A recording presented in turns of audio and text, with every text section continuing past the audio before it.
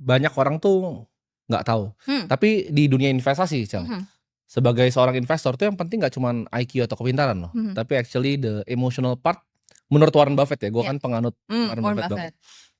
Buffett itu yakin banget kalau misalnya lebih penting emotional. Iya.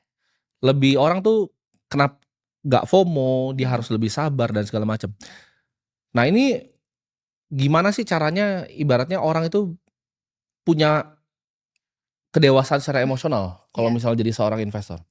Mungkin ini benar banget sih, karena kan orang mungkin yang banyak berasumsi investasi itu is all about looking at the company, and then kalau udah tahu informationnya we can make rational decisions.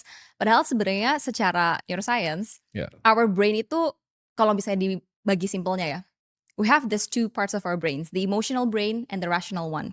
And the emotional one itu sebenarnya sifatnya lebih otomatis dan lebih kuat. Jadi kalau mau sharing dikit the neuroscience behind it, we have this part of our brain namanya amygdala. It's very small, shaped like an almond. Tapi kalau misalnya dia aktif, dia itu bisa bikin our part of the brain yang buat bikin decision making dan juga rational thinking itu jadi nggak aktif. Itu yang bikin rational thinking itu kan our prefrontal cortex, right? Yap. Di bagian depan. Nah, kalau amigdalanya aktif, yang diaktifkan mostly by fear or by greed.